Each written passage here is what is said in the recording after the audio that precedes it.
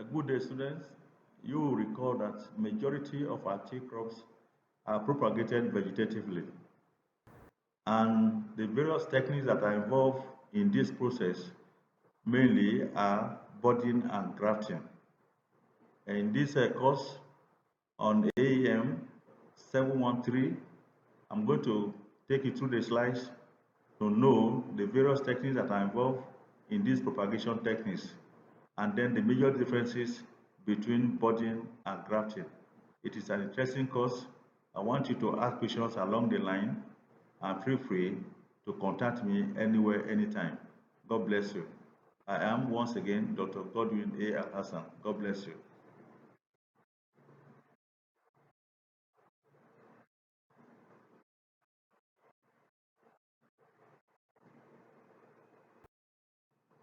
Our topic for today is vegetative techniques in propagation in tree crop. And from the picture, you can see some level of propagation techniques that are ongoing. By way of introduction, propagation can be done by two methods, sexual and asexual. Sexual method is limited to a very small proportion. Vegetative propagation is a technique mostly used to propagate a majority of our tropical tree crops. Objectives: 1. To know the difference between budding and grafting. To know the different techniques in budding, and also to know the different techniques in grafting, and to be able to manage nursery seedlings. And again, finally, to know how to prepare seedlings ready for transplanting to the permanent field position. Budding and grafting. Budding is a form of grafting. In budding, only one bud is involved. But in grafting, a shoot with several buds are involved. There are many types of budding, just as there are many types of grafting. Essentials in budding and grafting. 1. Availability of rootstocks. 2. Rootstocks are plants which will serve you as roots for the grafted or budded material. The rootstock could be seedlings of vegetatively propagated clones. The seedlings rootstocks are cheap to produce. The scion must be disease-free, and when removed, must not contain the wood. Budding and grafting can only succeed if the scion and the stalk have contact only through the cambial tissues. Types of budding. 1. Patch budding, invited tea budding, shield budding, eye budding, ring or annular budding, chip budding, flute budding, and micro budding. This is the picture of the various types of budding or the budding process from A, B, C, and then you now see that the material is cut, incised, placed, and then tied together, and eventually it will get together and then become another tree entirely. We have various types of budding. We have the patch budding, the inverted tea budding, and the pictorial presentation is as presented in this slide. Types of grafts. We have 5 types: the whip type, the tongue or saddle graft, side graft or cleft graft, approach graft, and bridge graft or brace graft. In this slide, we are seeing the types of grafting that have been reported here. We have the supporting stick, the side crypt, and the graft union.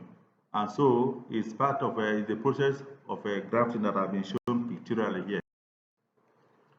Grafting continues. A young stem containing several buds is inserted on the stalk. So by the time you cut the young stem containing several buds and insert it on the stalk, tie it, and that is grafting. It contains many buds. But in budding, only one bud is involved. Conditions to observe in vegetative propagation. Cautions to observe in vegetative propagation. Prepare stocks at least 1 week ahead. Use only healthy materials. Select suitable bud wood scion. Use sharp body knives. Make all cuts clearly and quickly. Tie the bud firmly but not too tightly so as to avoid damage to the tender tissues. Do not bud or graft during dry or very wet weather. Carry out budding and grafting operations in the mornings and in the evenings. Use freshly cut bud wood. After budding or grafting, keep it away from rain or direct sunlight. Correct orientation of the scion on the stalk must be ensured. The bud should not be placed upside down. Post-grafting and budding cares. A fortnight after budding, inspect budded materials for indications of success. If the bud remains green, it indicates success. If the bud has turned brown or shriveled, it shows failed operation. 25 to 30 days after budding, the successful bud will at this time start sprouting. Incompatibility and taking vegetative propagation. Incompatibility and taking in vegetative propagation. Failure of formation of successful graft or bud union, development of a large proportion of yellow foliage accompanied by decline in vegetative growth, appearance of a shoot dieback, premature death of trees which may live for only a few months, marked differences in growth rates or vigor of scion and rootstock, overgrowth at above or below the graft bud union, development of swellings or cancerous formation around the bud union. When incompatibility is established, use a compatible interstock or growth substances. Layering as a technique of vegetative propagation. The principle of layering is that existing shoots or branches of the tree are induced to form roots by covering part of the stem with soil, that is normal layering, or a moist rooting medium tied around the stem, air layering. Materials and equipment in nurseries. We have so many materials and equipment that are necessary in our nursery. We have the cutlasses, the spade hoe, a local hand hoe, spade, shovel, rake, digging fork, trowel. Also, in continuation, we have the wheelbarrows, the watering cans, knives of various types, penknife, pruning knife, body knife, secateurs, headpan and buckets, guiding line or tape measure of a 30-meter length, seed boxes, and budding tapes. This is the picture of the various tree crop nursery tools that should be available in your nursery and in your nursery farm. They range from watering cans, shovels, cutlasses, secateurs, hoses, etc. etc. Nursery materials.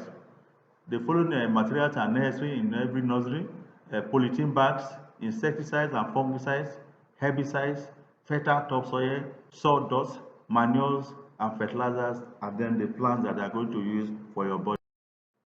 Field equipment.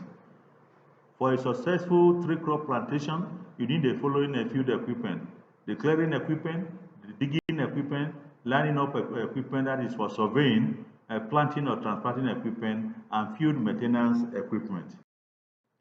Field materials. The following materials are necessary for you to have them in your tree crops in the field. There is need for you to have fertilizers, plant protection chemicals, herbicides, growth regulators, and mulching materials. This is the end of our lecture for this week. I want to thank you for listening. See you next week, God willing.